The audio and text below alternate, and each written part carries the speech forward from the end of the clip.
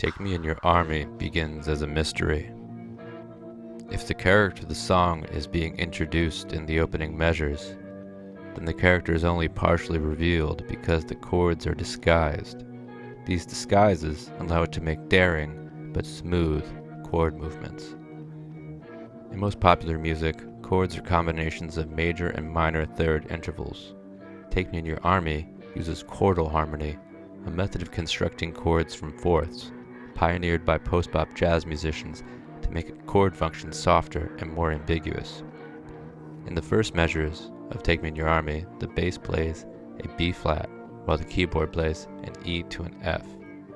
This might seem like a B flat type of chord, but it's more useful to understand it as a quartal F major 7 over a B flat, which would be notated as a slash chord, another harmonic device that came to prominence with post-bop.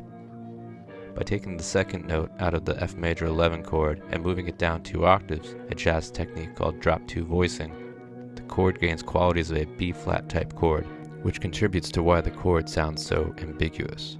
The next chord, a D and E by the keyboard over a G in the bass, is also disguised. It could be a G minor 6, with the B flat, G's minor third, implied from the last chord, but there is a minor third present, the E to the G, which suggests an E minor 7 chord and a drop voicing. This obscured chord is ingeniously setting up a chord movement and key change that sounds great without being obvious. The G in the bass gives it a 2-chord sound, a subdominant chord that sets up the dominant, a C7. But the G is a disguise, and the chord hides some of itself by leaving out the B flat, the flat 5.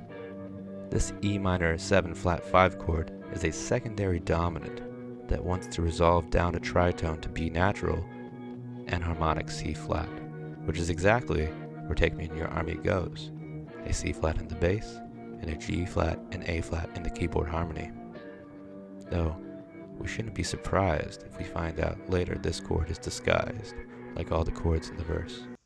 I have to take a minute here to explain how cool this is from a music theory and phenomenology perspective. This walks a perfect line between simple and minimal chord voicing and complex chord function.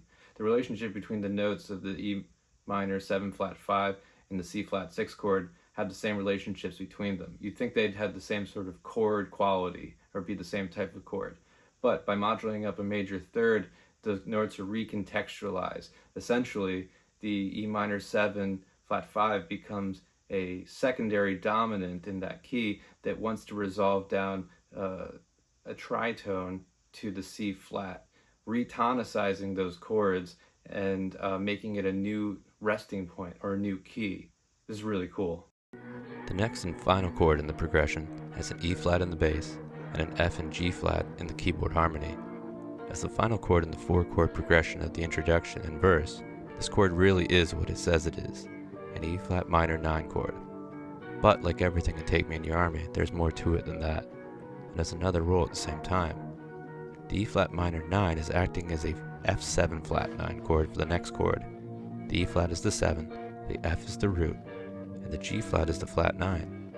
This 7 flat 9 has a strong tendency to resolve down a fifth to B flat. The first chord in the progression, which the 7 flat 9 bleeds back to, is an F major 7 over B flat. And now we can see another ingenious reason why it was voiced with a B flat in the bass.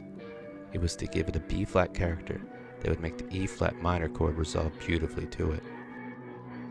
It's only been 4 chords, but Take Me in Your Army's harmonic story has already been full of mystery and drama. The story only becomes richer when Julian Casablancas' vocal part begins. Over the F major chord, he sings the motif of the first 3 degrees of an F scale, confirming the F tonality. Against the E minor 7 chord, he mainly sings a D and an E, before singing the F melodic line again. When the chord progression moves to the C flat, Casablancas sings the diatonic motif he used over the F chord, but beginning with a G flat.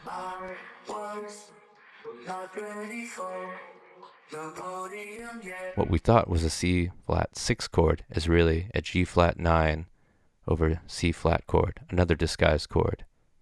This also helps us make sense of the overall chord progression of the verse. It's a 1-7 modulated 1-6 progression. The second verse adds more drama by featuring two contrasting melodies. One confirms and challenges the chords as we understand them, while the other tries to reinforce the disguises of the chords, sowing more ambiguity and uncertainty. Casablancas goes up an octave to increase the intensity of the performance and emphasizes the F in the F chord.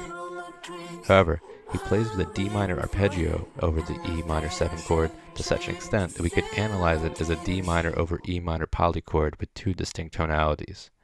Over the G flat, he emphasizes the A, the 9th of the G flat, or the 13th of C flat, softening the G flat chord function. But over the E flat minor 9, he does stay within the main chord tones. The guitar part during the second verse is beautiful, but his solo in the studio mix is nearly impossible to hear. When the Voidz play Take Me in Your Army live, you can hear it much better. It emphasizes the B flat, G, C flat, and E flat, the disguises of the chords.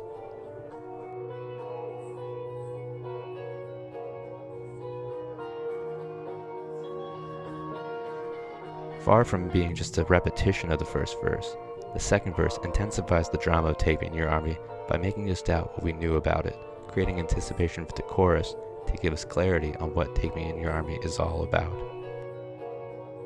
The chorus delivers this by finally arriving in the key of B flat major with a B flat major chord. Actually, not quite. This is Take Me in Your Army, so it should be no surprise that this B flat chord is an imposter. It doesn't even have a B flat in it until the main melody begins. The bass plays a G, and the guitar plays a D and an F, the 3rd and 5th of a B flat major triad, so it is just impersonating a B flat major chord. We need Casablancas to come in with the chorus melody, doubled by the keyboard, which begins on a B flat to complete the B flat chord.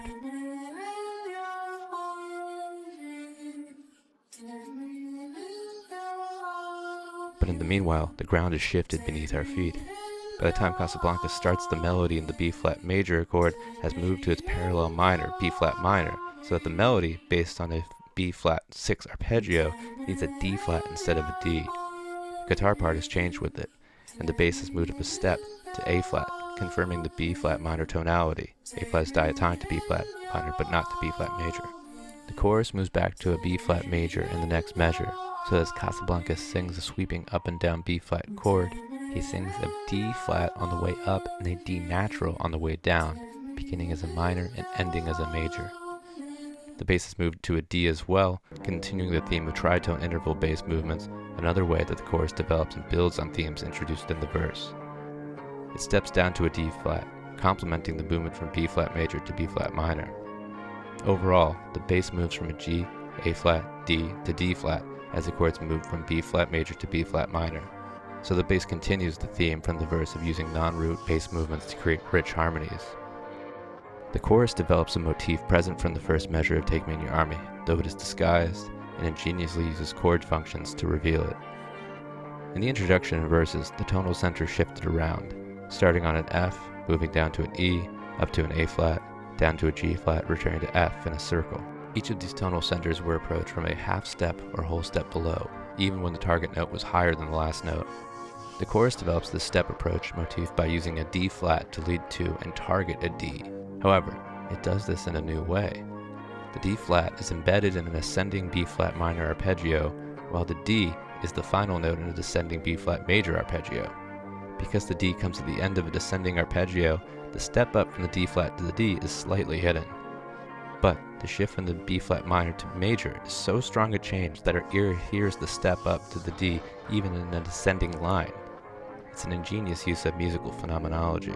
There is also metric conflict between the 4-measure chord progression and the 2-measure melody, because the first measure of the melody begins at the second measure of the chords.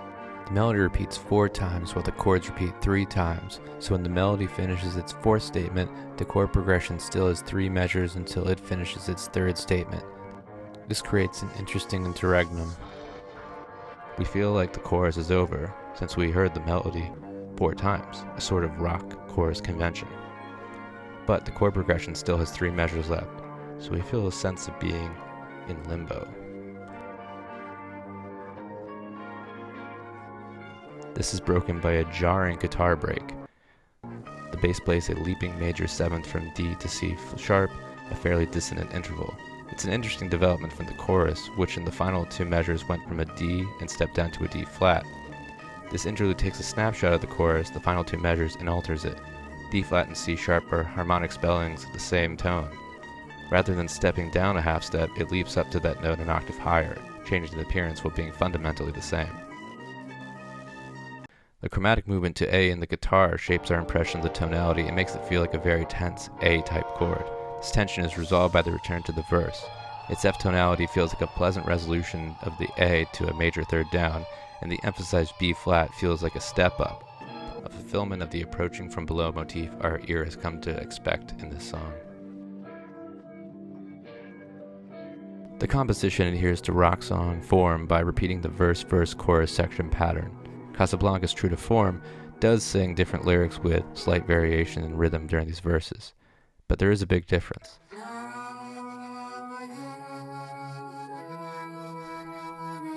During the first repeated verse, when the progression moves to the G flat chord, Casablancas sings ominously C flat, D flat, F flat, E flat, introducing bitonality by implying a shift to a C flat major with the use of the F flat. The chord proceeds as if he didn't, using the established F natural and the E flat minor 9 chord, but Casablancas sits out those measures to allow our ears to reset. The verse and chorus proceed as before, but after the final run-through of the chorus chords, there is a dramatic key change to a harmonic mode, heard in the augmented 2nd between the A flat and B natural, though we can't pin it down exactly because we only hear the 4 degrees of a scale. It's a logical but unexpected variation on the chorus harmony. Remember that in the chorus, the bass went from a G to an A flat against a B flat, the step-up motif, but in this interlude, the G to A flat step relation is against a B natural then C, each a major 3rd apart. The guitar solo over the chorus bass progression implies the alternating B flat major to B flat minor changes. The solo ends with a E flat minor 9 syncopated rhythm that is a clever callback to the verse into chorus chord progression. The chorus plays again before the song returns to the harmonic interlude as an outro. Take Me in Your Army is an incredible piece of music overflowing with ingenious ideas. You've already known it was beautiful and haunting, but now we've seen all the tools and techniques Casablancas and Bercovici used to accomplish this. Hopefully, we can all appreciate Take Me in Your Army even more for its artful use of music theory.